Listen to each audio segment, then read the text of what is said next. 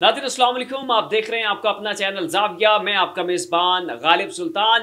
नाज़रीन, हुकूमत को एडहॉक जजेस के मामले के ऊपर बहुत बड़ी सुबकी का सामना करना पड़ा है और इस फैसले के बहुत दूर रस नताइज जो हैं वो बरामद होंगे।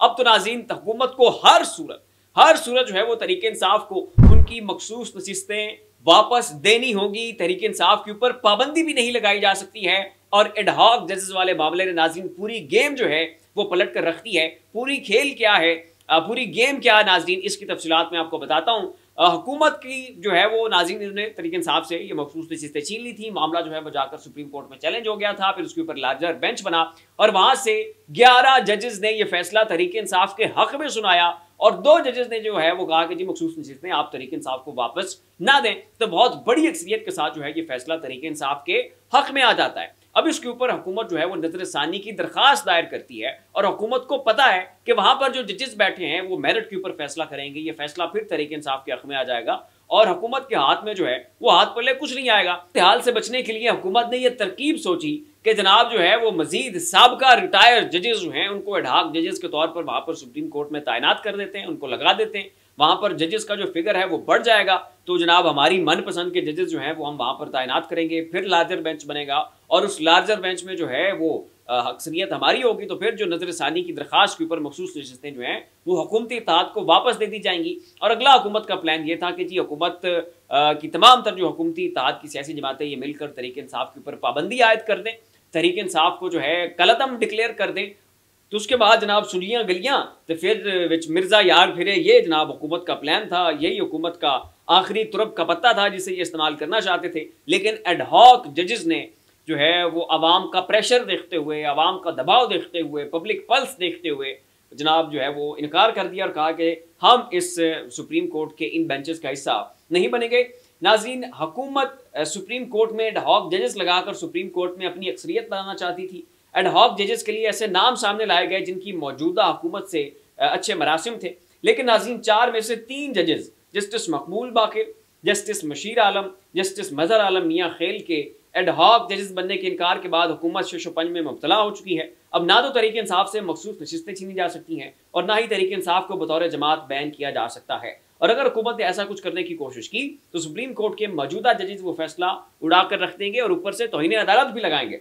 और नाज़रीन तरीके इंसाफ के लिए एक और अच्छी खबर है और वो ये कि पीपल्स पार्टी जो है इसके साथ मौजूदा जो नून लीग की जमात है जो इस वक्त इक़्तिदार में, ये जनाब पीपल्स पार्टी के साथ हाथ मिला के तरीके इंसाफ को कलअदम डिक्लेयर करना चाहते थे, तरीके इंसाफ को बैन करना चाहते थे।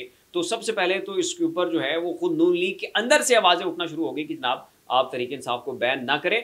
बहुत सारे माजी के आपके फैसलों की तरह ये फैसला जो है ये भी आपके गले पड़ जाएगा, ये चीज़ फायर बैक कर जाएगी और आपको बड़ी मुश्किलात का सामना करना पड़ेगा।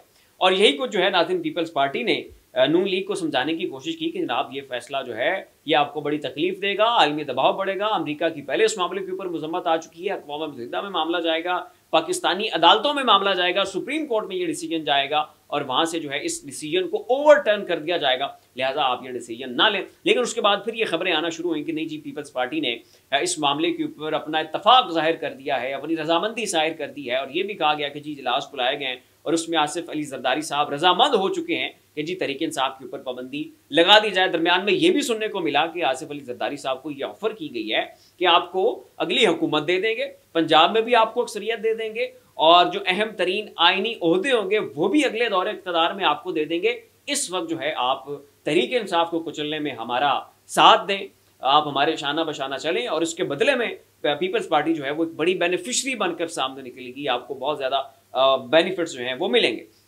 तो खैर नाज़रीन ये सारी खबरें जो हैं वो दरमियान में सुनाई देती नहीं, लेकिन अब नाज़रीन ज़राए ने यह दावा किया है कि पीपल्स पार्टी ने इनकार कर दिया है कि जनाब हम इस मकरू अमल में आपका साथ नहीं देंगे और तरीके इंसाफ के ऊपर किसी भी किस्म की पाबंदी का जो है वो हम हिस्सा नहीं बनेंगे। असद कैसर साहब जो है नाज़रीन उन्होंने बड़ी ज़बरदस्त किस्म की रिटेलिएशन की है। जो पाकिस्तान के DGISPR हैं उन्होंने कल प्रेस कॉन्फ्रेंस की, उसके ऊपर भी उन्होंने अपना रद्द-ए-अमल दिया और कहा कि किसी का बाप भी हमसे माफ़ी नहीं मंगवा सकता, किसी के बाप की यहाँ पर धौंस और धमकी और जो है वो ये इस तरह की गीदड़ भभकियाँ हमारे साथ नहीं चलेंगी। और आप होते कौन है हमें इस तरह से थ्रेटन करने वाले, आप स्मगलिंग करते हैं, जो बॉर्डर के ऊपर सारी स्मगलिंग होती है उससे अरबों रुपए बनाए जाते हैं, आप बनाते हैं। और मजीद DGISPR ने यह कहा था कि जी बेनामी जायदादें हैं लोगों की, बेनामी अकाउंट्स हैं तो उसके ऊपर असद कैसर साहब का ये कहना था कि जनाब आपके जो हमसाए में शहबाज शरीफ साहब बैठे हुए हैं, ज़रा उनसे जाके पूछें कि आपकी कितनी बेनामी जायदादें हैं, आपके कितने बेनामी अकाउंट से, भी पहले अपना घर तो देख लें।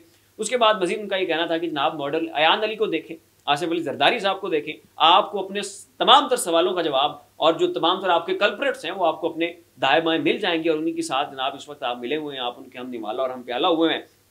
ये सारी चार्जशीट जो है नाज़रीन असद कैसर साहब ने बड़े तमतराक के साथ, बड़े धुआंधार अंदाज में, बगैर डरे, बगैर झिझके, बगैर जो है वो किसी कपकपी के, उन्होंने जो है वो सारी चार्जशीट पाकिस्तान की मौजूदा एस्टैब्लिशमेंट के खिलाफ पेश की है। और काशिफ अब्बासी साहब ने भी नाज़रीन गुज़श्ता रात अपने जो है वो व्यूज़ में बड़े सख्त किस्म के रिमार्क्स दिए, और उनका ये कहना था कि पाकिस्तान की फ़ौज को किसी सूरत भी मुतनाज़ नहीं होना चाहिए था।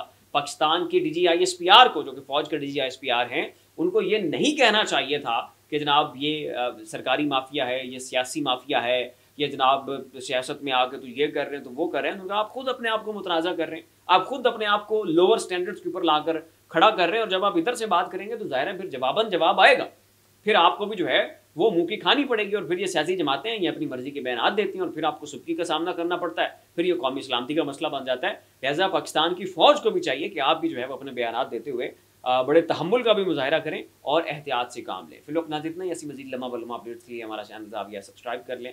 शुक्रिया।